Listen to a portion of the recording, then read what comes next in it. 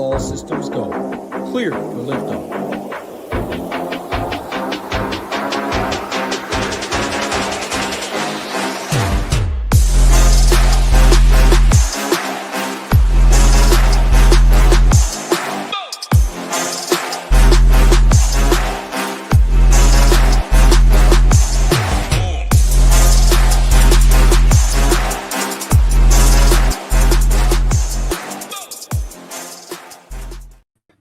What's going on? Go Collect, Nate, Jason, Jordan, Ricky, Paraby, Sean, Coach, William, and my man Rio. We are back talking some hoops. It's been a long time, Rio, man. This NBA Cup stuff has had a lot of short slates, which means no shows on Tuesdays, on Wednesdays. But I'm excited to get back and talk some hoops with you. We go from very little games to all the games with 11. So we will go game by game like always.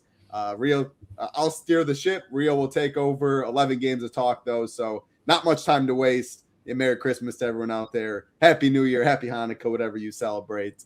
Ready to make some money tonight, Rio? I'm ready. Let's get into it. Any initial thoughts besides just a laundry list of Q tags that I'm seeing? I feel like it's a good time to probably skip the first two games, honestly, and then backload, because I think there's a lot of things that could really shake up the slate, and decently big injury news in that 7:30 p.m. Eastern time slot, mainly in that Cleveland game, and then even in the Dallas game at like 8 p.m. Some other stuff later. I feel like you want to really be prepared for that news. So I'm going to be backloading most of my lines, and those first two games are pretty easy to get off of as well. I like it. Yeah, that's very important. So you can see, first thing I always look at when pulling up the slate, I'm on Central Time right now, so just 1 hour ahead is Eastern, 7 Eastern lock time. Plenty of 7:30 Eastern games, 8 Eastern, and then it closes, the slate does, at 9 Eastern. So you got to be around your computer for 2 hours. Again, a huge list of injury news, projections, ownership, always get updated. As you can see right at the top, 5 days for $19 is the best deal going on right now using the code SHIP19. If you just click Join the Nation as well, here, let's pull it up quick.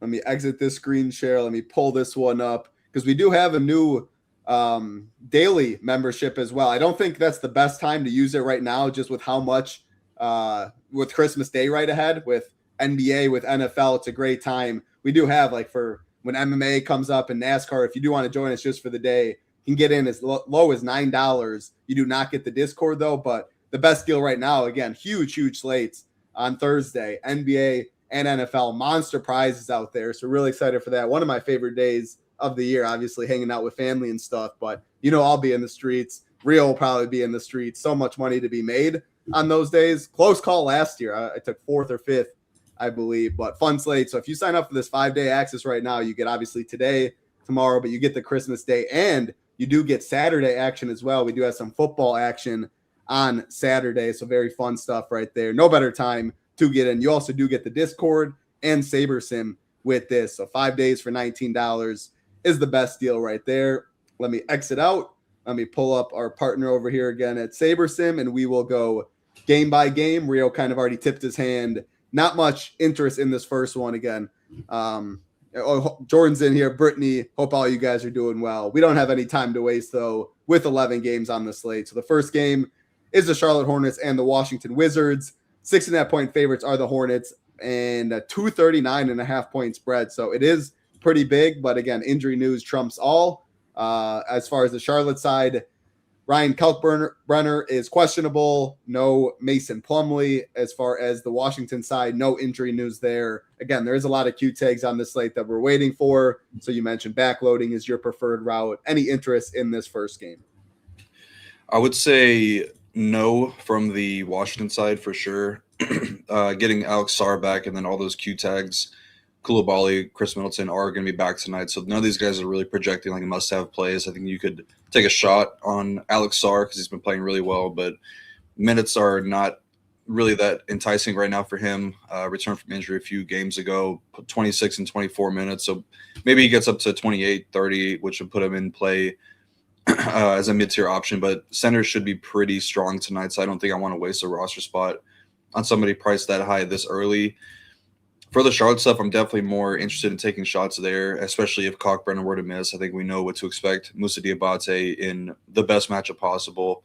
A guy that should play 30-plus minutes with his backup probably being Salon, I think. They don't really have another center on the roster with Mason Plumlee and Cockbrenner if those guys were to be out. So Diabate probably playing 30-plus minutes in a really good matchup. I would definitely get to some of him. But I think I would be setting a max of one rule in this game entirely, for sure, on each side of this game. You can make the case for LaMelo, Brandon Miller. I mean, even Bridges and Con, I think all those guys are fine. But Colin Sexton's going to be back tonight. They did get Trey Mann back the other night, so adding some depth at the guard kind of makes these guys less of a smash value play. But LaMelo is really cheap at 8.1K, and we have seen him put up really crazy numbers in limited minutes. So I think that he's a guy that you could consider. But it's going to be max one in this game for me.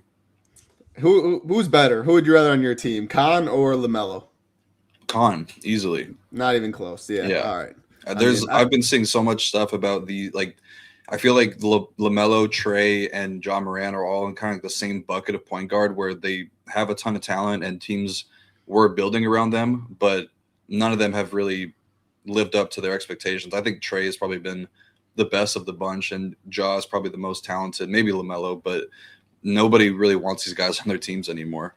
You need basketball IQ. You need to put winning in the team around or above yourself at the end of the day. Con just makes so many more people better. Couldn't imagine. Come on, Sean. You're better than that. It's no surprise that Sean's going contrarian with the LaMelo call. Like, Con has been it's obviously Cooper Flagg's been the best rookie, but I think there's a case to make about close. Con. Like, minus 185 plus 175 right now, rookie of the year for them both. Cooper's obviously came on hot. Yeah, I mean, I just saw this. My mom was just telling me this yesterday. Man, it was like Keegan Murray was there. Luka was like 28 or 29 for Con and like 42, 43, 40. I mean, he just blown him out of the water. Man, the basketball IQ on Con is just. I didn't know your mom was a ball knower like that.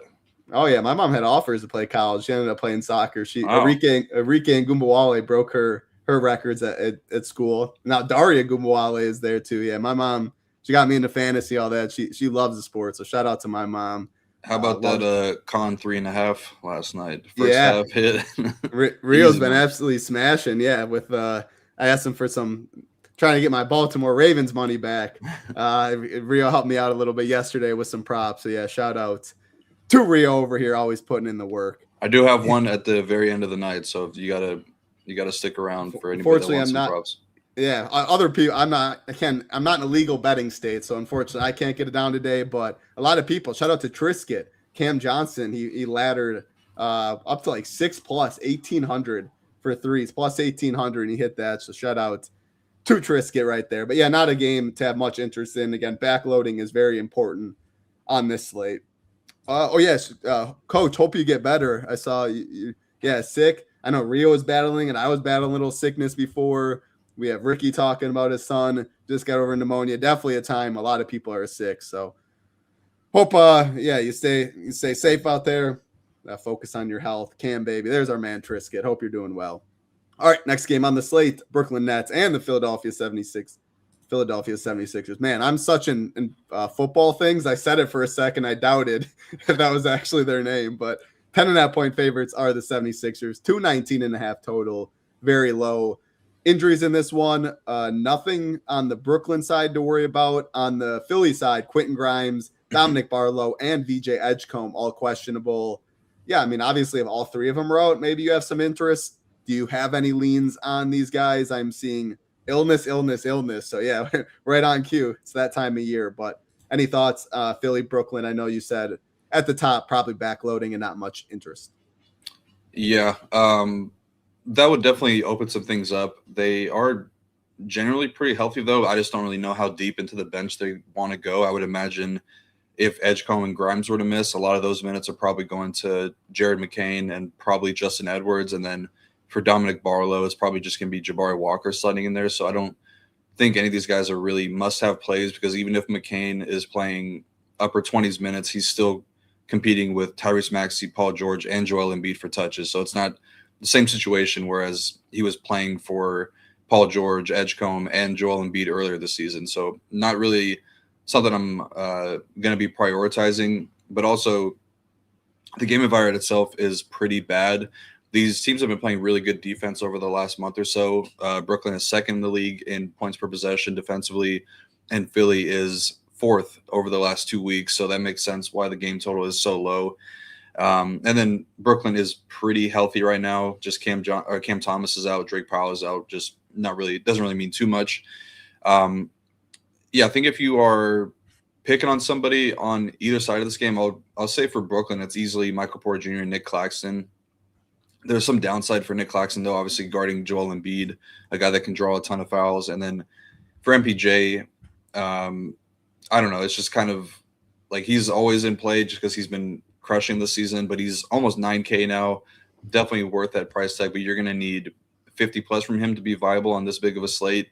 So another guy that's kind of overpriced. I don't really want to prioritize this early in the slate. For Philly, I'm off of Tyrese Maxey for a few reasons. One, with Joel Embiid back, going to take away some usage from him. But also the matchup is not great, just with the way that the Nets play defense. They're one of the best pick-and-roll defenses in the league, so not a great spot for Tyrese Maxey. For Embiid, it is a pretty good matchup for him. I do worry that he might be eased in after not playing for 9 days because he did play 30 minutes in back-to-back games, then he had to miss a few games. So he's probably back to like 26, 28, I would imagine, which is enough for him to hit at 8K. Matchup's pretty good against Claxton. The Nets are allowing the second most field goal attempts at the rim this season, so the matchup pretty good for him. But another game I'm going to be max one of and then just continue to backload and wait for some injury stuff. Yeah, this is the second lowest total on the slate. It's 1 point higher than the Bucks Pacers that we'll get to. I mean, man, it's been very, very sad for the Bucks, but I couldn't imagine unless we get at least 2 of 3 of like Grimes, Barlow, Edgecombe. And even then, yeah, it's probably Embiid as my favorite play. 8K, as you see, I am sorting by value. He is the only one that projects for over 5X. The only one with any bit of ownership in this game. I'm not even sure he gets to 11%, though. Jokic, I think people want to spend up at center. I think Towns, obviously a power forward, center eligible. I mean, could get news where some value opens at center. So, yeah, I'd rather play one of if I picked a spot like one of Khan or Diabate if Kalkbrenner's out, or something in the first game than I would this. Almost 20 points higher total in that one. All right, let's keep it rolling. Next game on the slate. Again, appreciate everyone hanging out. If you're watching, do us a favor. Just hit that like button. Hit that subscribe button. It does help us out a ton. Chicago Bulls and the Atlanta Hawks, 253.5 total. I mean, this is what we're talking. We go from 219.5 to 253.5. That's a big boy. 3.5 point favorites are the Hawks. Injury news on this one. Nothing on the Chicago side. No Dyson Daniels for Atlanta.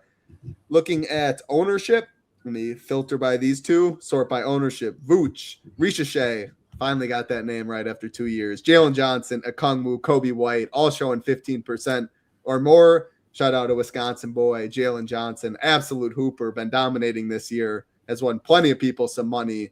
What do you like in this one? 253.5. You don't see that every day. It is the biggest on the slate by... Well, we do have a 248.5, but yeah, it's definitely the biggest over-under on the slate. Yeah, these teams played just last game and combined for over 300 points. I think it was 152 to 150 in regulation too. So they didn't even need overtime to get there. Wow. Really just, insane. No defense was being played in that game. Both teams were just crushing on offense. And I kind of think that they can repeat that. I don't think they're scoring 300, but obviously the game total is high. So I think that there's definitely going to be a lot of points scored in this game. And I think that some guys will be hurt from a DFS perspective. The Chicago stuff is kind of tougher to break down because they are running out a pretty deep rotation right now. But it's a really good spot. Atlanta is, I believe, dead last in defense over the last 2 weeks. Chicago's bottom 6 in defense, but they also have the first number 1 ranked offense over that stretch. So they should be able to put up a ton of points here. I think that the top 3 guys are pretty clearly the top options. Just, with the way that the Hawks are giving a ton of fantasy points, they're bottom 5 and 6 in fantasy points allowed to point guards and shooting guards over the last 7 games and dead last against centers over that stretch. So it sets up as a really, really good spot for all of Giddey, White, and Vooch. I would rank it Giddey, Vooch, and White. I slightly have Vooch over Kobe White mainly because he's cheaper and playing pretty well, and it's a really good matchup against Okongwu. But I'm totally fine with all 3 of these guys. I would probably set a max 2 rule of those 3. I think that would cover it for the rules there. And then I also don't mind Matas Buzelis at 5.5K coming off of 2 of his better games in a row, 29 and 33 minutes in each of his last 2 games. I think he might have set a career high the last game, at least from the 3-point line. He went 7 for 8 from 3-point and 10 for 11 from the field. So he's probably gaining a little bit more trust from Billy Donovan. So I'm okay with Buzelis in a really high-scoring affair. I think that he's a decent low-owned option. For Atlanta, Jalen Johnson, I think, is a really, really strong option tonight. A team against like the Bulls that are one of the worst rim defenses in the league, I think really sets up well for him. And even with Trae Young returning, he has kind of been unaffected from a usage standpoint, put up a 30% and 26% usage rate in his first 2 games since Trae's return. So a matchup against a massive rim funnel, I think, is a really, really good spot for Jalen Johnson. So it's not surprising to see he went for 36 points the last time these teams faced off. I kind of like the idea of going with a stud correlation with Giddey and Jalen Johnson having a little back and forth affair. And then I think Trae is also in play at 9K. Played 26 minutes last game, highly efficient, scoring the ball, 35 points, 10 for 15 shooting, 7 for 8 from deep. This is 3rd game back from injury, so it's usually around the time you start to see players get ramped up a little bit. So we might see him touch 30, which would make him a pretty solid option against a team like Chicago that's just giving up a ton of points. And then Okongwu with no Mo Gay, that leaves him with just Asa Newell as the backup center tonight. So probably seeing 36 plus from him. He played 40 minutes last game, so I could see him repeating that. And it's a good matchup, like we said, against Vooch. Definitely a spot you want to attack. I would be trying to go away from NAW. I know that Dyson Daniels being out would probably help him a little bit, but he's expensive, and I think with Trae returning, that's going to impact him the most. It's going to be a lot of Jalen Johnson, Trae Young handling the ball now, whereas in the non-Jalen Johnson minutes when Trae was out, it was kind of split between him and Dyson. And I see him getting a little bit of ownership, probably just due to small forward being weak tonight, but I'm okay getting away from that. And then I think that Ricochet, Krejci, and Luke Kennard are all worthy of consideration. I'll probably be max one of those 3 guys. They all have some level of upside tonight just with the way that the Bulls are funneling a lot of points to 3-point shooters. So I think all of these guys are in play. I probably prefer Krejci the most, but it's kind of close. I think all these guys are totally fine. I don't necessarily believe that 29% for Ricochet. Do you? Like, we have a ton of Knicks value. It's an 11-game slate, and even more value will open up. So yeah, he's probably low double digits, probably in like 10, 12%. Yeah, 10-12% range. Yeah, and I will mention and Jalen Johnson's ownership at 24%, that might even be higher. I mean, there's a lot of value on this slate. He projects very, very well in the best game environment, so that's interesting. How many plays would you be comfortable with in this game? I mean, I think you could play 3 for sure. I don't even know if I'd hate 4. The problem is it is an 11-game slate. You're going to need flames on every single spot in your roster to ship anything. So what do you think? Is 4 too many? I think you could get away with 4. It would Jalen probably Johnson, Okongwu, Giddey. Yeah. I think that's probably the best. More. It would have to be Kobe White probably because you're not playing Okongwu and Vooch and taking up 2 center spots. Yeah. On FanDuel, it is worth noting this game's definitely going to get a lot of ownership. Okongwu's power forward eligible, and you have to play 2 power forwards on FanDuel, so he will definitely be very popular over there. Jalen Johnson has small forward and power forward eligibility, will also be very popular, and 6,300 will also be pretty popular over there as well at shooting guards. So the Hawk stuff will be even more popular on FanDuel, especially Okongwu and from what I'm seeing. But yeah, I like your shout on maybe a Giddey, Jalen Johnson. Again, enough value on this slate. And with this pace, you can see both of them, maybe some triple-double opportunity for Giddey today. Phenomenal game to target. There's no doubt about that. All right, we'll keep it rolling. Next game on the slate, Toronto Raptors and the Miami Heat. Let me refresh the DK Sportsbook. We're looking at a 5.5-point favorites for the Heat, 227.5 total. Injuries for the Toronto side, no Jakob Poeltl again. Mamu, of course, another buck that they got rid of, and now he absolutely crushes anytime he gets a chance. He should start at center again for the Heat. No Tyler Hero. And yeah, Khalil Ware has been an absolute monster. So looking at this, in terms of ownership, not near like no individual player I don't think is going to be as high as a Jalen Johnson, but you see multiple guys are getting a good amount of ownership. 1, 2, 3, 4, 5, 6 players projected for 13% or more. And again, only the highest price player in this game, 8,600 Scotty Barnes. So if you're going more middling builds or something like that, you could fall into this game. What are your thoughts, though, Toronto and the Heat?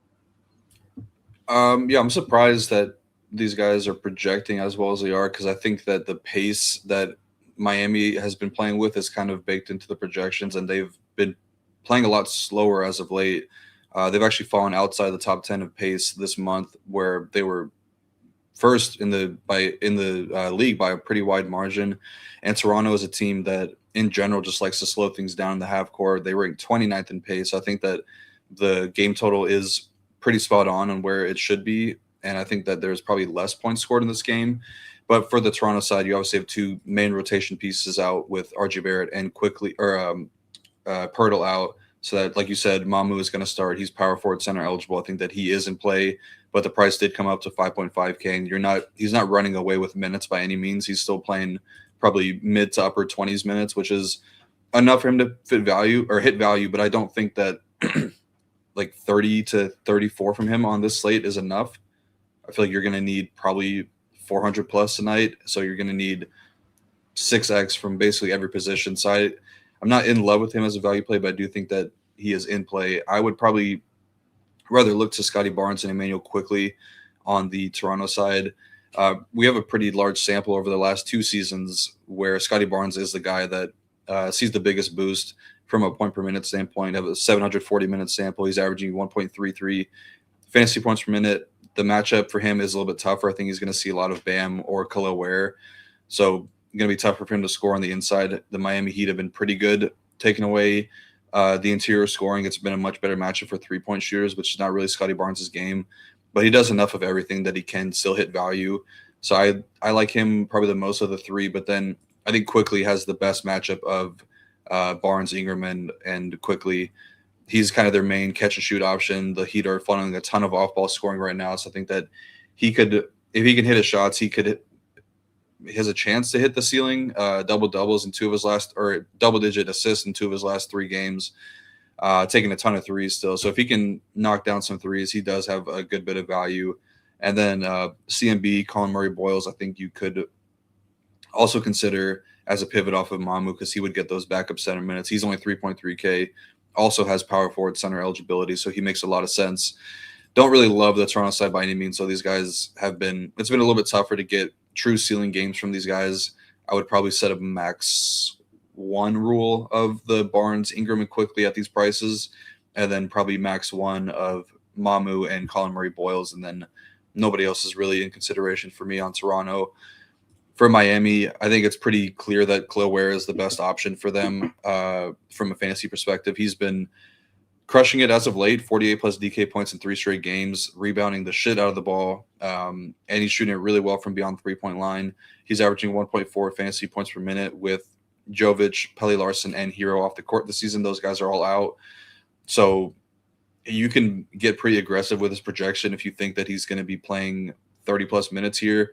The one thing I would just be cautious of, I've been seeing from a lot of the beat writers talk about like Eric Spoelstra and what he's seen from Khalil Ware. Obviously, he's playing great, but he was saying that he doesn't really want him to rely on shooting threes and wants him to get more around the basket. So if he's taking a lot of threes and missing them, I wouldn't be surprised. Like Spoelstra has a really tight leash on some of these guys if his minutes were to come down.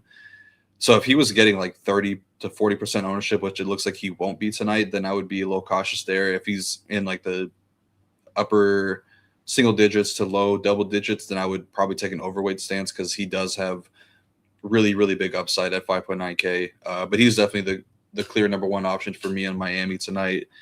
I think Bam and Norm are probably a little too pricey and not a great matchup for either of them on this big of a slate, so I don't think I'll get to much of them.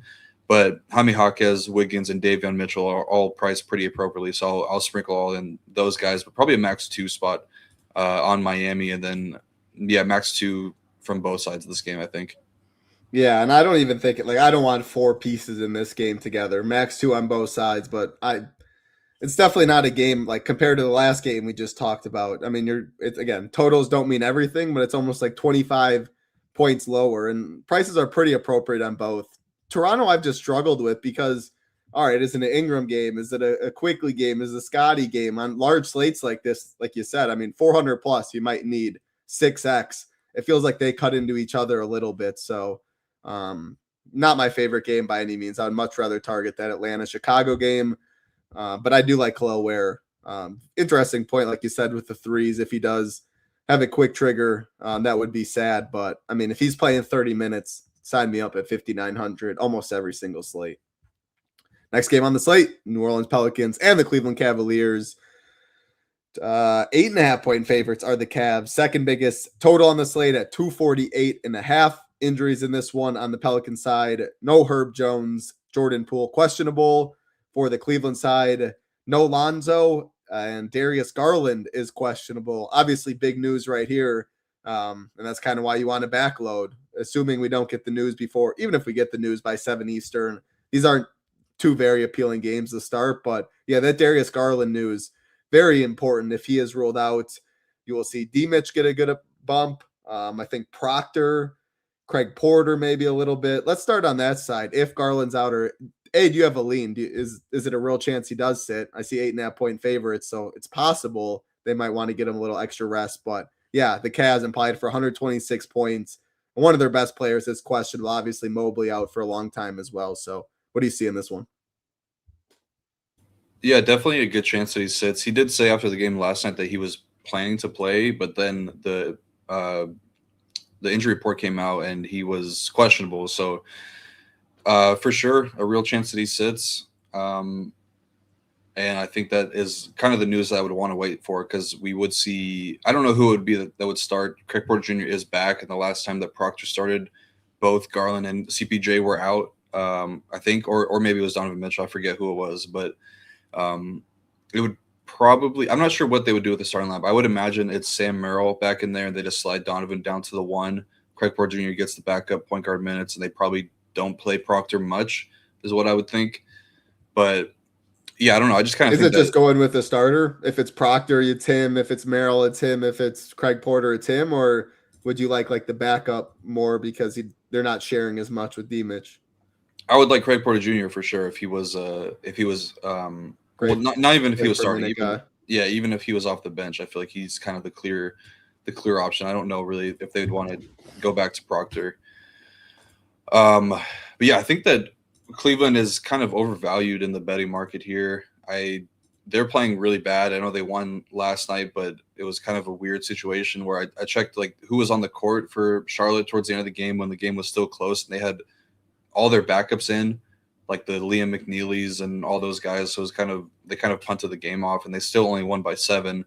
They're favored by almost 10 points here against a Pelicans team that has been playing actually pretty good as of late. They are top 6 in defense over the last 2 weeks and top 4 or top 5 in offense, whereas Cleveland is bottom 3 in defense over the last 2 weeks and top 9 in offense. So I think that there's a chance that New Orleans can hang around in this game, which definitely makes me like the guys that would not get blowout run if the game did get blown out. So Donovan Mitchell for sure, Jared Allen. I even think that he would be in play. I think you would need Darius Garland to be out for you to get to Jared Allen. But I think Donovan Mitchell is a good play regardless. You don't have Herb Jones to worry about on the other side as well, so his matchup got a whole lot softer. So, yeah, I think that he's an excellent spin-up option regardless. But then with Darius Garland out, he's one of the best spin-ups on the entire slate. 170-minute sample this season with no Mobley and no Darius Garland. He's averaging 1.65 fantasy points per minute. That's up there with Jokic and Luka type numbers. Obviously a small sample, but he's going to do all the heavy lifting on offense for Cleveland, so I would love him. And then for Jared Allen with Garland out and Mobley out, 1.4 fantasy points per minute. Great matchup against the Pelicans team that we've attacked all season long, so I would like those two guys a ton. On the Pelican side, a little bit less interested in them. I think that we would need Jordan Poole to be out to consider a lot of these guys. I think Trey Murphy is in a good spot regardless, but he's also not cheap. Zion back, Derek Queen taking away usage from him just makes it a little bit tougher to get there.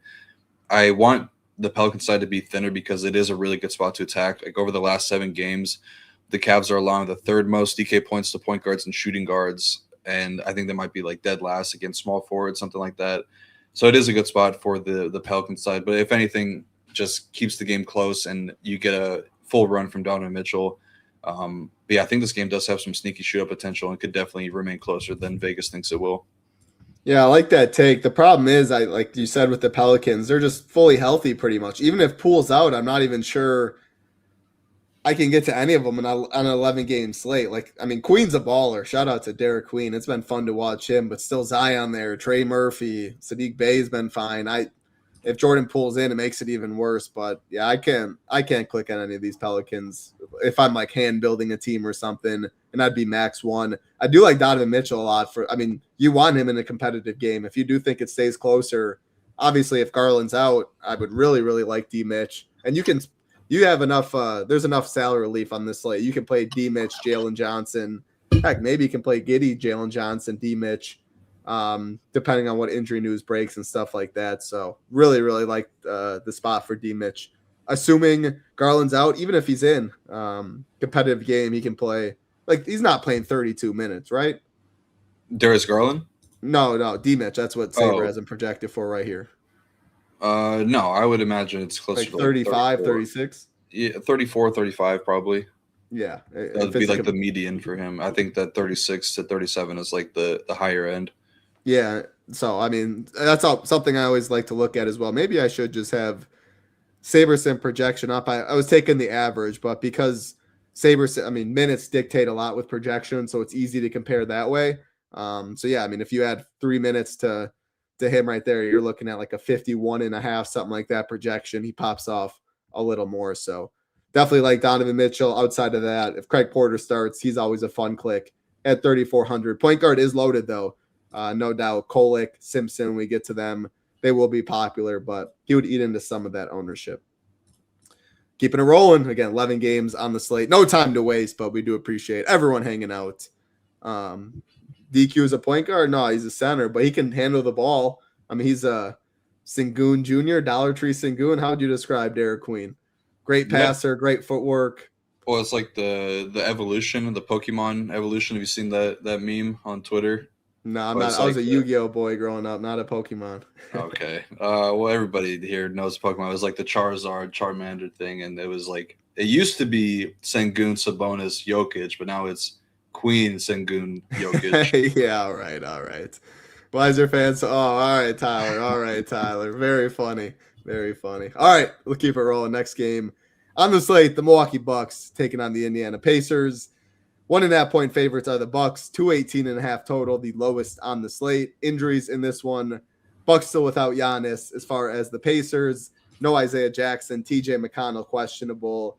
All I got to say is if Bobby Portis is going to continue to play 39 minutes, which he's got in back-to-back games, I will definitely play Bobby Portis anytime he has that price tag. Or power forward and center eligible, which is nice as well. Again, they're projecting 30 minutes. Do you expect him to start again? Do you think he's playing mid-30s? If so, I don't know how we don't click that name. Then Kevin Porter Jr., it's crazy to see him at 8,700 and get ownership. But, I mean, yeah, the dude just absolutely chucks. He's a bucket getter. But, yeah, what do you think of that price tag? I do not have much interest on the Pacer side. Yeah, before I go into this game, I wanted to touch on the Jordan Poole questionable tag. So I actually do think that would make Jeremiah Fears and Jose Alvarado much more interesting because they're cheap, 4.6K and 4K. I think that those two would split the point guard minutes fully with no Poole, and I actually think that Fears would be a pretty high upside option. So I wanted to shout that out. How would you compare them to Simpson and Kolek right now? Two value guards projecting to get a good amount of ownership. Which Simpson? Is it KJ? Yeah. I don't think that he will now because LaMelo. I think that was kind of that was for LaMelo. Yeah. Yep. My numbers were wrong there. So Kolek's definitely going to get there, but yeah, I would like Kolek could still. He's the best value play in the slate by a wide margin. Yep, 100%. Yeah, that was my number was wrong there. Keep going. Actually, first before we do, I'll just say for me because I'm not like Rio's so in depth with all this stuff. I don't mess with anything when it comes to NBA and with all that late swap stuff and all that. It's so hard for me, so I kind of let Saber take the wheel. But Rio, I know you do a lot. You do this stuff pre-flop too, and if-then scenarios, right? Yeah. Yep. But for hand building stuff, if like I would listen to the Rio stuff and then I wouldn't do that myself when I am hand building. But Rio's a lot more in tune with the NBA and all that. So he does it pre-flop. I obviously don't. But yeah, keep going. Okay, yeah. So this game, the Milwaukee Indy, I think it's a pretty good game to attack. This one definitely has some upside. You see a close spread, low total, but these teams are kind of struggling, I would say, on both ends of the court. Pacers are bottom 7 in defensive rating and offensive rating this month. Milwaukee's bottom 8 and bottom 4 defense offense. So I don't really know which stat is going to trump here, if it's going to be more of an offensive game. I feel like we probably get some decent amount of scoring in this game. The Milwaukee stuff, pretty quick to break down. It's KPJ. I mean, he's had one of the best roles in the league since Giannis has come out or been out of the lineup. Been about 6 games, I think, without Giannis this season. He has a 27% usage rate, 47% assist percentage, and 9% rebounding rate to go along with 7.8 minutes of touch time, which is 3rd in the NBA over that span, averaging 48 DraftKings points per game. Should run into a little bit of a tougher matchup versus Andrew Nembhard, but the Indy defense against the pick and roll has not been that great this season from a point per possession perspective. They are bottom 8-ish, so it's a fine spot for KPJ. He's got a ton of upside. He's always had this upside. If you remember back in the Houston days when they were bad, I mean, he's always had a ton of talent, and now he's really just being asked to do everything for Milwaukee. So I think if he's going to be that low owned, he does have 60+ point upside. I really like KPJ in this matchup. And then, yeah, Bobby Portis is starting. He's going to be really tough to overlook. I mean, even if he was playing 32 minutes, I feel like he's a really solid option. The Pacers are dead last in rebounding this month. Have always been a team that struggles to defend on the interior, and he's played 39 minutes in back-to-back games. So he's got a ton of upside, and I don't even think that we've really seen the true ceiling from him yet. 47 2 games ago is probably the most that he's scored this season, but I think he's still got like 50 point upside. So I'll be getting into a ton of Bobby Portis tonight. And then Kuzma and Miles Turner are the 2 guys I would sprinkle in. Probably don't want Portis with Turner, and I probably don't want Kuzma with KPJ, because I feel like when Kuzma spikes for a big game, it's probably in the multi-stat way, or maybe even the rebound. You might want max 1 of like Portis, Kuzma, and Turner. For sure max 2 of those 3. Probably just max 2 overall. Milwaukee, I think, would cover it. And then for Indy, I don't think that anything is really a priority in particular. Milwaukee does struggle a little bit to defend the wings, so Siakam is okay. I think that for you to get to Andrew Nembhard, you're going to need TJ out. But even then, he's not really a priority because he's only averaging just around 1 fantasy point per minute. So nothing really stands out in a big way for Indy here. I think Milwaukee side is much, much better. Yeah, I wanted to shout out Cheats, too, for the 100K shipper yesterday, solo on FanDuel. That's very tough to do, that San Fran defense. And shout out to, I mean, I don't know if it was Colt fan or whatever the name. He's not watching. Who knows? A single bullet, $300,000. Couldn't imagine that. So, yeah, shout out to you two. Solo shipping their respective sites in a wild game. I was cheering for Phillip Rivers at the end. But, man, Phillip Rivers has definitely exceeded my expectations. So I know it's the NBA show. But anytime you win 100K, you got to shout that out. Happy holidays to you as well, Sheets. I got really nothing more to add there. I guess, what do you think Bobby Portis ownership will be? 33% where Saber has it. Sounds about right. Yeah, I think so. I think people are probably catching on to it. I feel like it's probably higher in single entry. Yep. But even then, I still think he's a pretty solid play.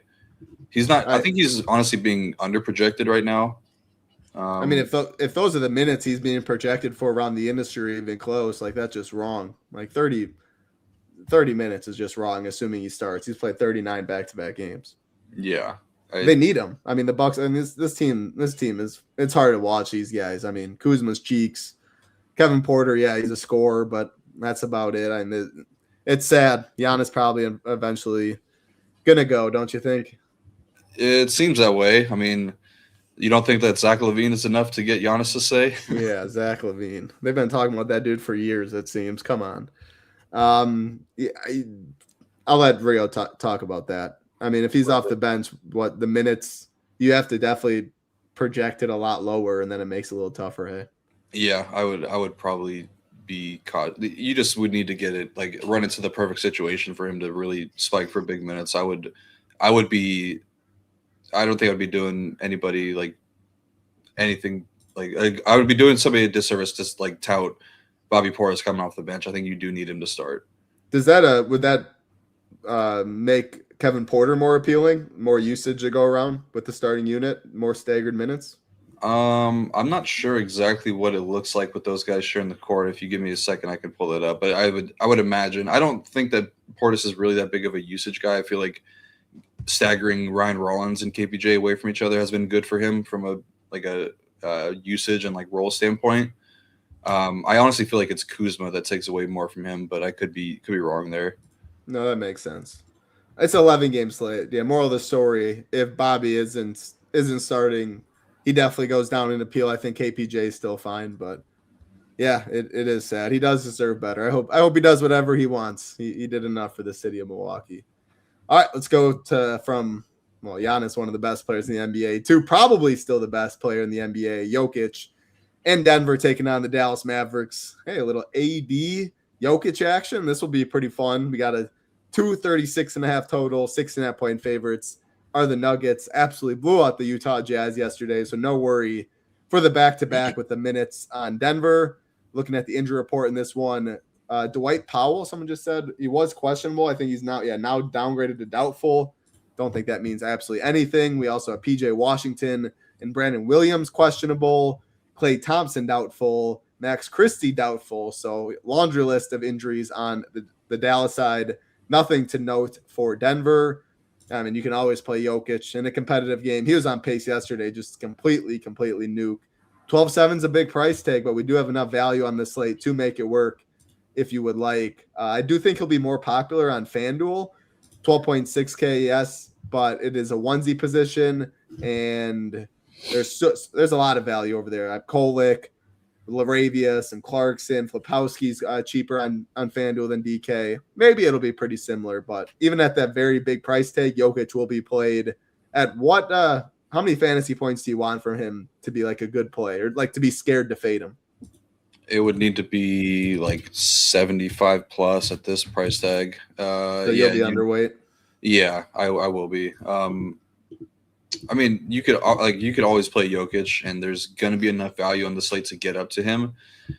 But I do think the matchup is a little bit tougher now with Anthony Davis playing center. I think that definitely hurts his upside a little bit.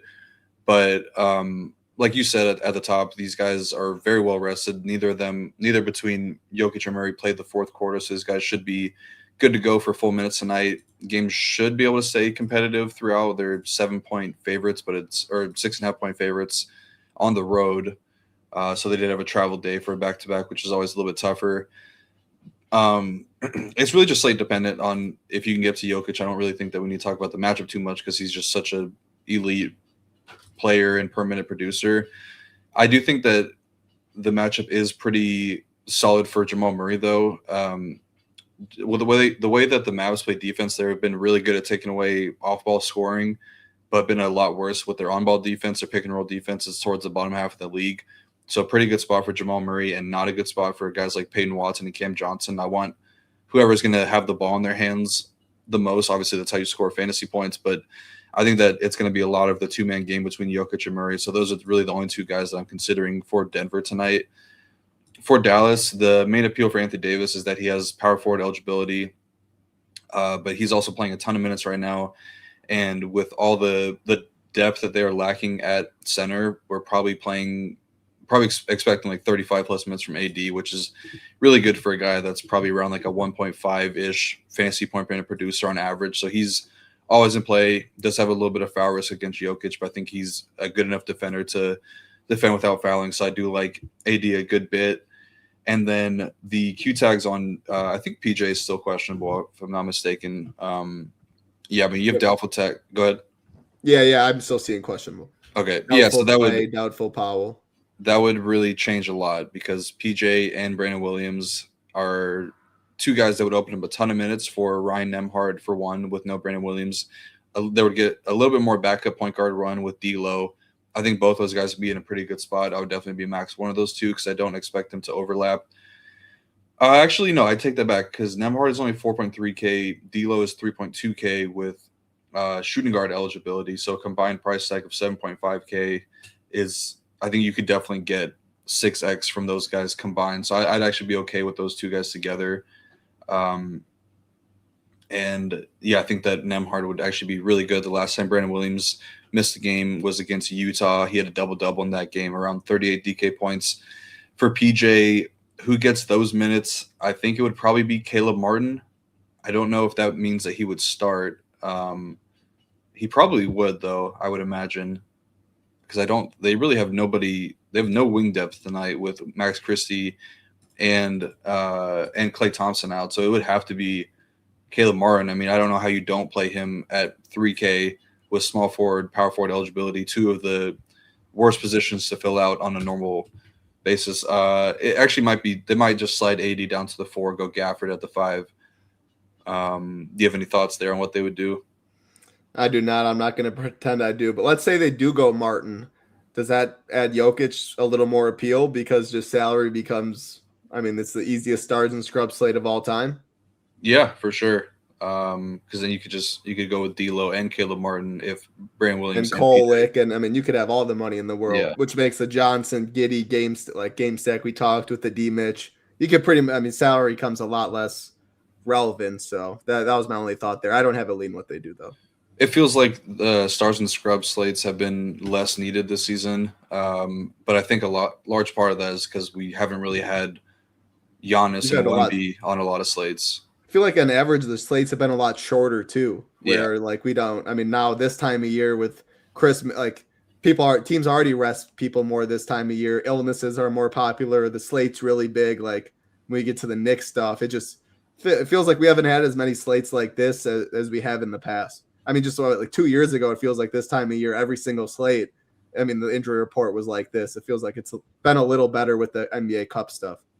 Yeah, this is always the scheduling has always been a little bit weirder around this time of year, like you said, with the NBA Cup stuff. And then also Christmas, there's no days tomorrow, so you had to jam in every single team tonight. I was just I think Thursday we had a 11-game slate, so I was just going to look at what the perfect lineup was that day, because anytime there's a big slate, you're getting a ton of value. It is worth noting both these teams do play on Christmas Day as well.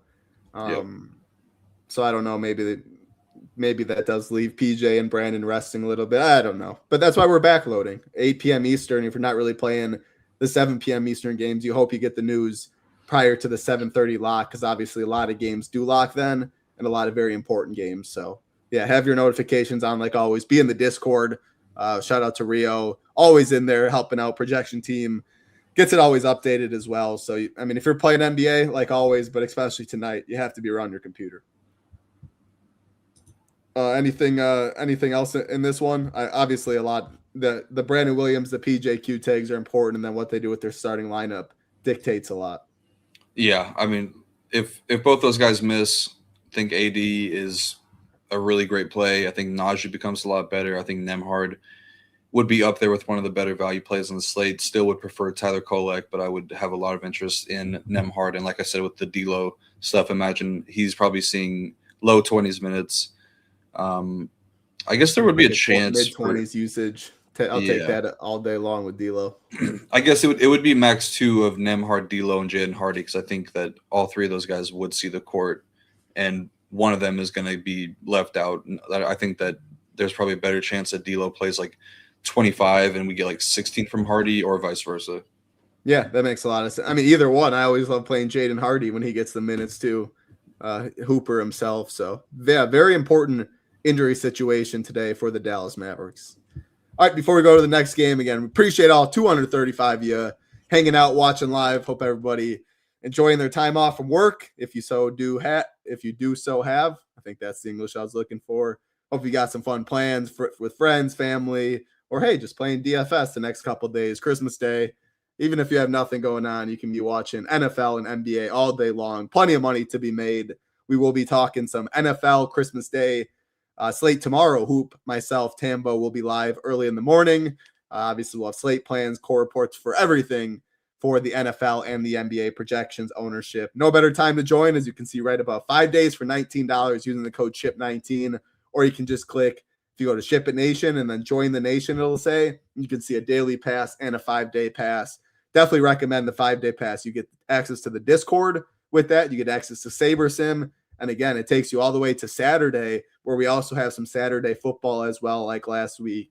So yeah, no better time to try that out. $19. You can absolutely not go wrong. At work right now, always grinding. There you go, Jordan. Always grinding is right. Enjoy your holidays, everybody. Let's keep it rolling. Important game right here. New York Knicks and the Minnesota Timberwolves. We have 7.5-point favorites are the Timberwolves, 229.5 total. Injuries in this one on the Minnesota side. No Jaden McDaniels. As far as the Knicks side, we got news yesterday, I believe it was, maybe 2 days ago, but it was Brunson, OG are out today. Kolek is going to be very popular. Clarkson, a good price tag on FanDuel. Karl Anthony Towns will get some ownership on both sides. Let's look right here. Sorting by ownership. Kolek in a tier of his own, around 60%. Bridges, Towns, Hart getting some after that. Nothing on the Timberwolves side outside of McDaniels. They're healthy.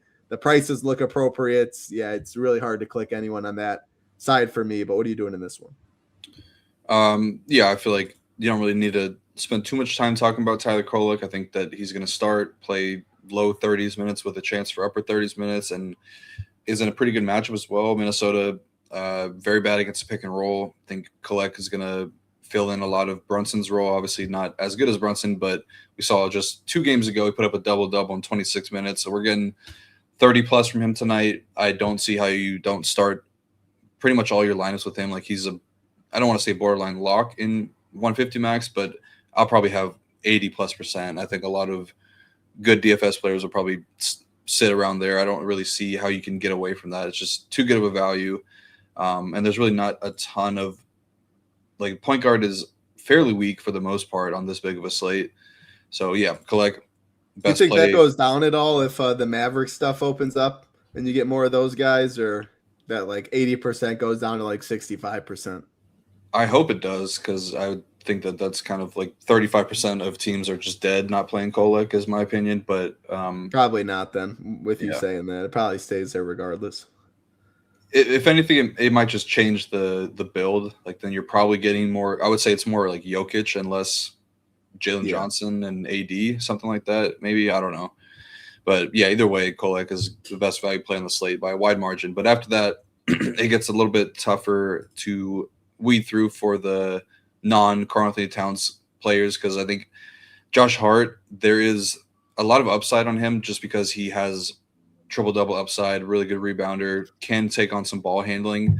The numbers don't really back him up in being a great play at 7.3K, because over the last 2 seasons with OG and Brunson off the court, he's sub 1 fantasy points per minute. But I think that he does have there is a range of outcomes where he can go for like 50+. So I don't want to X him out of my player pool. But I'm a little bit worried just with that being said. And same thing for Mikal Bridges. He's getting pretty expensive, but I do think with no Jaden McDaniels on the other end should help out these secondary options.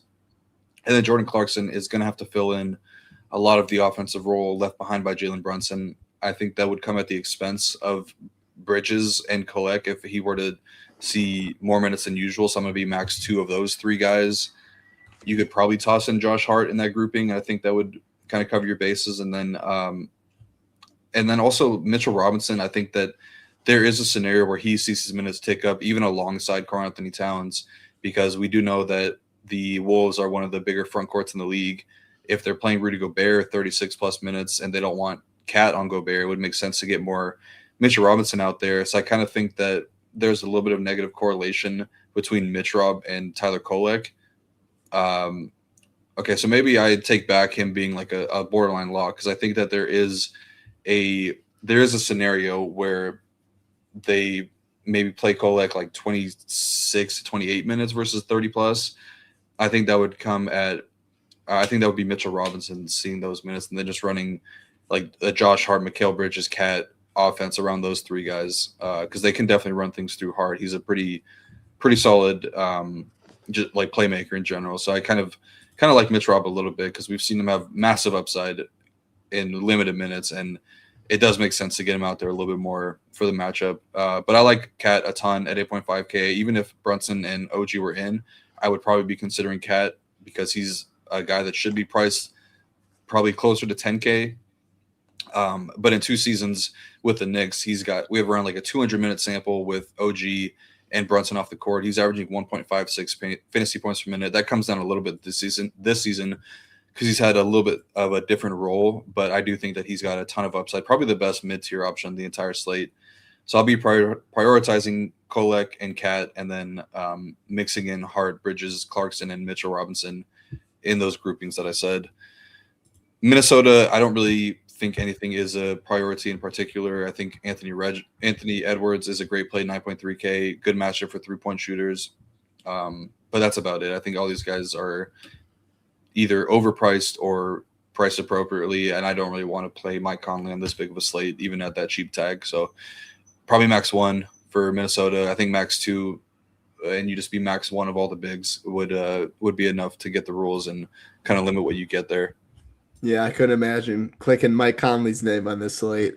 Or, I mean, anyone really on Minnesota. Yeah, Ant's been good, but, I mean, yeah, he's getting you, 55 on a good game, and I don't even know if that's enough on this slate. So we'll keep it rolling. Still got 3 games to talk about. OKC Thunder and the San Antonio Spurs rematch from the Cup final. Hey, shout out to Mitch Rob as well. Helped me make a little cheese in that game. Great fantasy point per minute guy. 7.5 point favorites are the Thunder, 233.5 total. Wemby questionable. I mean, I feel like that line's telling me he plays. I'm curious to hear your take. I feel like OKC would be a little bigger favorites. Could be wrong, though. You're the expert. OKC side, they do have some cute tags themselves, though. Caruso, Aaron Wiggins questionable. No, Jalen Williams, and that's the center, Jalen with an I, and then AJ Mitchell, he is out as well. Hooped yesterday. What concussion? Dang, I missed that. But yeah, what are your thoughts with that 7.5 point spread? If Wemby's in, what do you think it is? And if he's out, what do you think that is? I feel like it wouldn't change too much because it would probably be a lot lower if Wemby was healthy and playing 32 plus minutes, but his range of outcomes for minutes is like 18 to 25. And you don't think that makes up a couple points? I don't know. I really don't know. I think that's fair. They've been playing honest answer. They're playing good enough without him to kind of keep games close is what I think. So I think it's really a 50-50 whether he plays or not.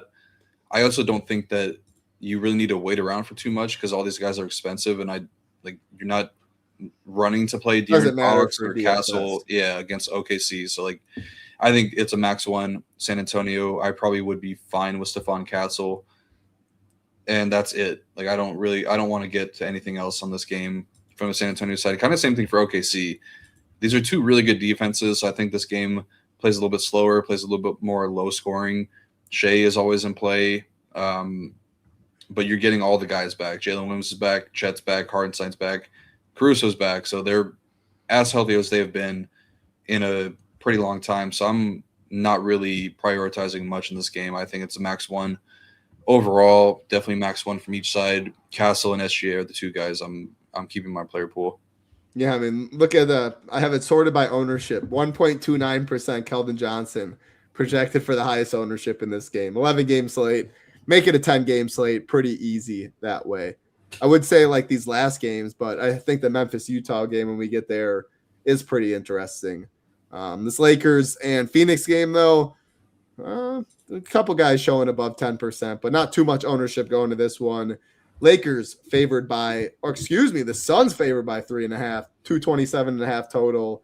I know they've impressed some people this year. They were huge dogs to win the division. I know I can't remember what the guy said at poker, but I don't know if he got 100 plus something to 1 for them to win the division. They're down to 20 something. Colin Gillespie, he's a baller. I love watching him play. Another very high IQ basketball player. Nice to see him succeed. Shout out to Villanova. So he's white. Yeah, shout out to Villanova and Jay Wright. No, you're saying you can't be black and have a high IQ? They always call the white basketball players high IQ. Well, I mean, he is. Villanova breeds high IQ basketball players. Yeah, that's true. So shout out to some Jay Wright. Jalen Brunson, very high IQ basketball player, another Villanova guy, but that is beside the point. Injuries in this one, no Grayson Allen. And for the Lakers, no Luka, no Rui Hachimura. Yeah, I'll let you take this one away. I think Austin Reeves is pretty solid. I think Jake LaRavia is pretty solid. Good price tag on FanDuel as well. And then Colin Gillespie, even at 6,200. Yep, Josh Hart, Dante. Won me some cheese back in the day there. But what do you see in this one? I kind of like this game a good bit. I think that the Lakers are really struggling on defense right now. Suns are fully healthy, so a little bit tougher to get into them on that side. But there are two guys that I like on the Suns side. But Lakers are bottom 3 in defensive rating this month, and they're allowing a ton of threes right now, over 16 threes per game. So my favorite bet in this game does come from this one. I'll talk about it when we get to the Suns stuff. But yeah, it was an interesting game. The last time these two teams faced off, got very chippy between Dillon Brooks and LeBron James. So I'm hoping that nobody gets into anything like that and gets thrown out early, because I do have interest in both ends. I mean, obviously with no Luke out, there's so much usage to go around. LeBron is getting healthier, playing more minutes. Austin Reeves will be back tonight. I don't know what type of restriction he'd be on. It's been almost 2 weeks since he's seen any NBA action, but he's probably back to full. I think. I don't know if they're going to limit him to like 32 minutes. I would imagine he's never plays under like 35. Yeah, like literally never. And it feels like, I mean, he's not a guy that wants to come off the court. So yeah, it's interesting. He hasn't played for a bit. I project him right around the 35 where Saber has it though. Yeah, and if that's the case, he's a really good play because he's been elite with Luke off the court this season. Both him and LeBron are two guys I'm prioritizing this game, and I actually think they're both really, really strong plays on the entire slate at their respective price tags. 9.5 for LeBron is good. 8.9 for Reeves is good as well, and people aren't really going there. I think ownership is pretty low. Yeah, so I like both those guys at single-digit ownership. I don't know if Reeves will be 12%. I feel like he's probably sub 10. Especially with these later games. Yeah, Memphis, Utah will get some ownership, but I feel like that's only like a Spencer Colley. Like, I don't think it's the spend ups really. So I agree. You have to make it a case to put Reeves in your lineup or LeBron and stuff. I think that Reeves is probably cut in half. Yeah. After those two, I don't think I'll get to much Aiden. I think he's appropriately priced at 6.7K.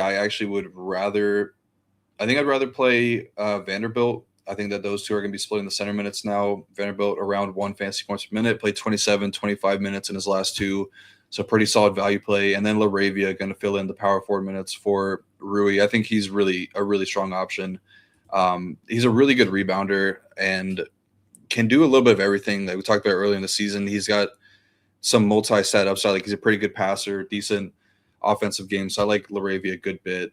And then Marcus Smart, I think, is a guy that you should consider. One of my best friends is a Lakers fan. I'll watch games with him, and it's so funny because Marcus Smart has always been like this, but like he'll have the craziest stretch where he's just doing everything for like 2 or 3 minutes, but then absolutely fuck up the entire flow of the game in the other 2 minutes. So we say you got to live by Marcus Smart, die by Marcus Smart, because he's gonna win you some games, but he'll also lose you some games. I can't remember which game I watched. He made like 5 or 6 threes, like damn near in a row. Like everything was just being swung to him. It was San Antonio. Healthy. San Antonio went 8 for 14 from 3. He was the only reason that they were in it. And then you see the clip where there's one shot to go and he takes the floater, gets stuff. They hit it. Yeah, the highs are highs, the lows are lows for him. But I'll take Marcus Smart on my team pretty much any single day. He'll fight for your dollar, as I like to say in MMA. He's ultimate competitor. Yeah. But yeah, you see the last game over 9 from 3. So that's the downside. Like he does have really big upside at times, but extremely low downside. So I'll mix in some Smart as well because I think that he can get there. He's going to need some of his on-ball defense for Devin Booker. So shifting over to the Suns side, I think Devin Booker is a really, really strong spend-up option as well. I probably prefer him a little bit slightly over Reeves here at 8.8K with shooting guard eligibility. He's starting to get healthier. This is his 3rd game back, I believe, from injury. Had a really good game against the Lakers last time out. Kind of needed a lot of free throws to get there. He went 13 for 16 from from the free throw line, 0 for 5 from deep. But he got it going last game against Golden State, 38 points. So I think he's fully back, probably playing 36 minutes tonight. I think he's a really strong spend-up option. Like the stud pairing between him and LeBron or him and Reeves, I think it makes a lot of sense. And then Dillon Brooks and Colin Gillespie are the two guys I do have interest in. And Dylan Brooks over 2.5 threes that's the bet of the day. I really like that. He's the Lakers are giving up a ton of threes right now. If he can stay in the game and not get ejected early, I think that he hits this. Shooting the ball a ton right now. Probably some more offense going his way with all the attention going to Devin Booker. So I like Brooks as a bet, but probably not as much as a DFS option. Probably prefer Gillespie with the dual eligibility. Can't imagine I would play Gillespie over Cam Spencer, who we'll talk about, but he is definitely a guy to consider, playing a lot of minutes right now with no Grayson Allen. Should be very secure for like 34 to 36 minutes. You think the field kind of sees it the same as far as Taberson has Gillespie projected a little higher. Obviously, that would come with more ownership for 100 less, but from what I'm kind of seeing with the field, I think it'll be opposite. What do you think? Between Spencer and Gillespie? I think it's Spencer. I don't know. I don't know about double the ownership, but I wouldn't, I guess, be shocked. The industry definitely has Spencer projected higher than Gillespie. Yeah, and I think he should be. I think the ownership will definitely be in Spencer's favor. I would imagine it's closer to 30 and 15 for Spencer to Gillespie. Yeah, and it is point guard. That's where Kolek is. That's where possibly some Dallas value opens up. So it's kind of hard to play both of them. But if you do land on Gillespie has both of them has shooting guard eligibility. Yep. I'm tweaking. I don't know what was I looking on FanDuel? No, FanDuel Spencer's your shooting guard. Not sure what I was looking. Ignore that. But Dylan Brooks over 1.5 threes. That was the bet. I think it's 2.5. 2.5. All right, yeah. I like it. As long as he does not get ejected, like someone said earlier, they think he's out by the third quarter. We'll see. I want to see LeBron and Dylan Brooks get into it. That's for sure. Dylan Brooks lives rent free in LeBron's head. It is pretty funny to watch. Any final thoughts on that game? Otherwise, we will take it to the last game of the night. Nope. Last game, Rio Utah Jazz taking on the Memphis Grizzlies. 4.5 point favorites are the Grizzlies. 242.5 total in this one. All right, here's the Memphis injury report. No Ja Morant, no Brandon Clark, no Vince Williams. Cedric Howard is questionable. It's actually pretty big news. Cedric Howard been very good for the Grizzlies this year. As far as the Utah Jazz, Lauri Markkanen and Yusuf Nurkic is out. Flipkowski will be popular. Let's sort by ownership in this game. I mean, that's just wrong. Where is Flipkowski? I don't even see him. I got to refresh. Maybe that's why. I mean, I still like. Yeah, it's not updated. Yeah, on both sides. I mean, you can say 25. He has power forward eligibility, not just center, which is very important. Will be popular on both sides. Cam Spencer will be pretty popular. And shout out Keontae George. Hey, come on, LeBron. I don't care if you're watching YouTube golf highlights. You got to know what's going on in the league. This dude's been a hooper. Give him some credit. You've been way, way early in the curve on Keontae. But, man, the dude just keeps getting it done. 8,300 is a big price, but I'll still play him in an up-tempo matchup. High total in this one. Yeah, I think you can – obviously backloading. There's very good games at 7:30 Eastern, some 8 Eastern games. But I want pieces of this Memphis-Utah game for sure. What about you? Yeah, LeBron is just the ultimate performative motherfucker. Is this his last year? I don't know. I'm not sure. I don't even know if he knows it. He's definitely capable of playing 3 more, I think. Oh, for sure. I mean, he takes care of it, especially when you're jogging half the time throughout the game as well. And yeah, I mean, it's not like he exerts. He's been doing that for so many years, though. He knows when to pick his spots and when not to hustle and stuff. But yeah, he definitely can. There's no doubt. Does he want to, I guess, is the question. Yeah, I mean, he is getting really into golf, so I wouldn't be surprised if he's just I'm going to be done playing basketball and just full-time golf. But I think he still plays. All right. I hope he does because I like LeBron. But, yeah, anyways, this game for sure going to be one you're going to want multiple pieces of.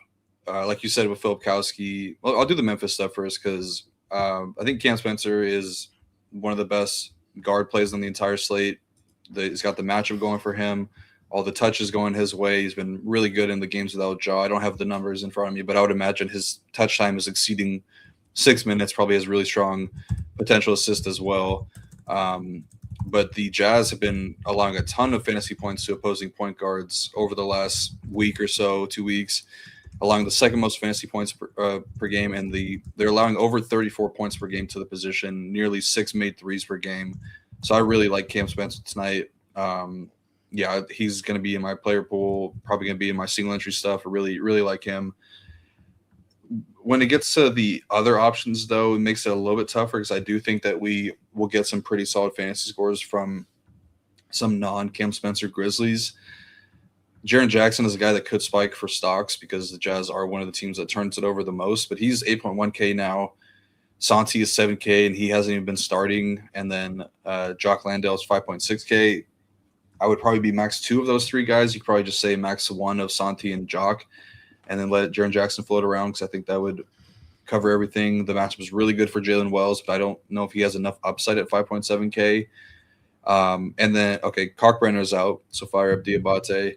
But yeah, if Coward misses, that does open some things up because I like KCP a little bit. He should be him and Cedric Coward have been splitting those minutes at the guard or forward, whatever you want to call it. And it's a really, really good matchup for 3-point shooters. KCP went 5 for 6 last game against OKC. Should play around 30 minutes tonight if Coward were to miss. And it's a really good matchup for 3-point shooters. So I would like KCP a good bit here. Then you could get into some cheaper guys like GG Jackson. Don't really know how much he would play.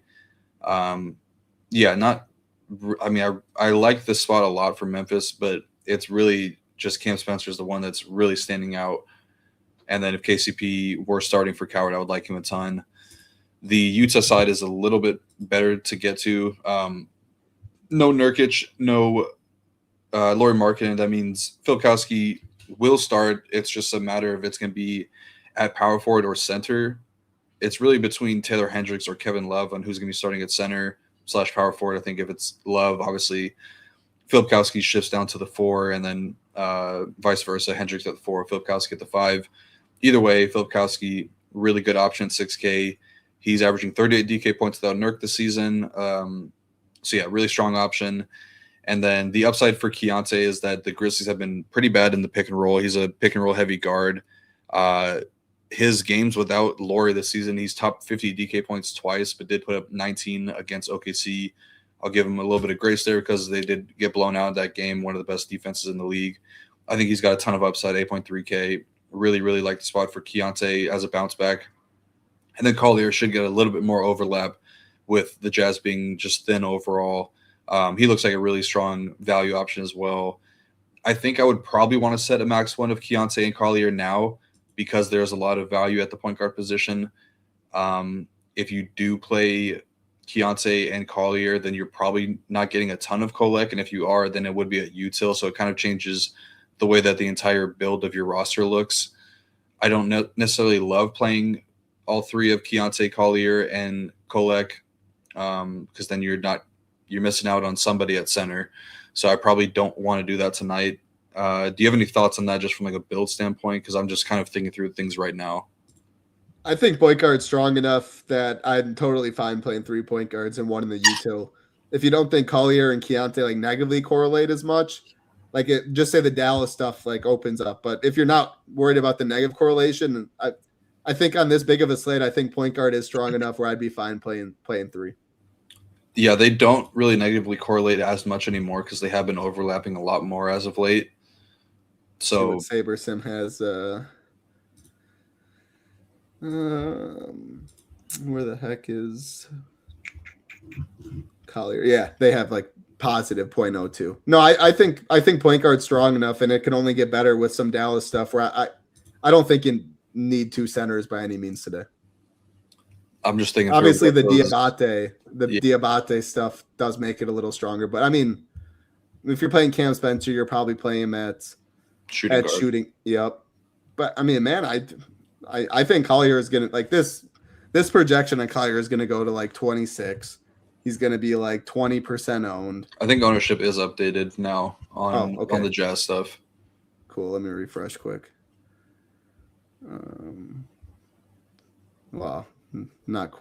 Flipkowski is. Collier's not. Taylor Hendricks. They have him in the starting lineup. Man, he'd be mega popular. Like Donovan Mitchell, I think strong enough at point guard. I don't know. Guard. He's shooting on. Yeah, he's shooting guard. Okay, we're getting some Philly news now too. Edgecombe is out. Grimes is out. Wow. And Dominic Barlow is out. Okay, so That's all those dudes. So, like, what about Maxey? yeah, that changes a lot. Yeah, looking at it though, the only 3 guards that like Kevin Porter would have to be in the mix, but yeah, because Gillespie has shooting guard, Cam Spencer has shooting guard. Yeah, maybe you're right. Maybe it's probably not as much of a 3-point. I don't know why I thought Giddey's point guard if you wanted to run that though. Yeah, most of the optimals I assume probably are 2 centers. Not that you're talking about, but I wouldn't make a rule by any means. Yeah, it's just gonna naturally happen that way. Yeah. Okay.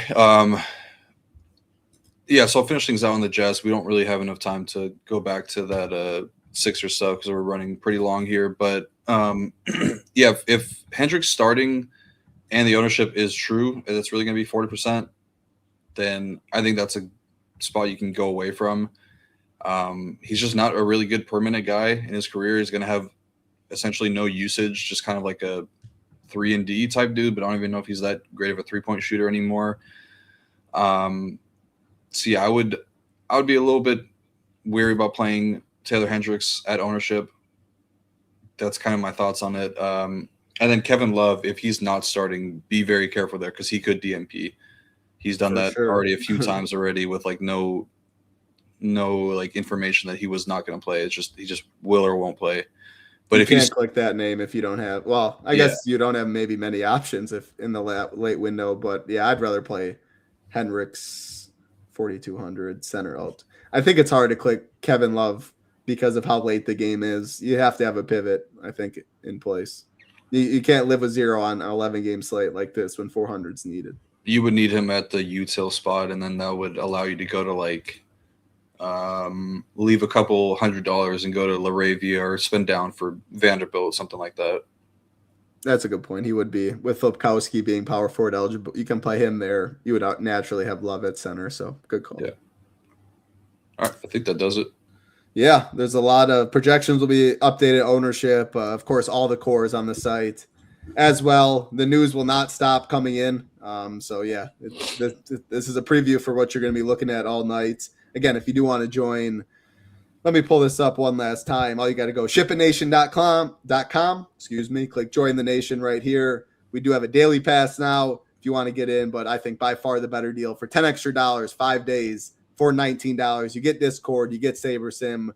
Today's a great slate. You got Christmas Day in 2 days, a phenomenal slate for football and basketball. Tamba Hoop myself will be live tomorrow talking some football, and then you got some Saturday football action as well on top of NBA, of course. So we'd love to have you at the Nation. 5 days for $19. Again, you can click join the Nation. Get in the Discord if you do join.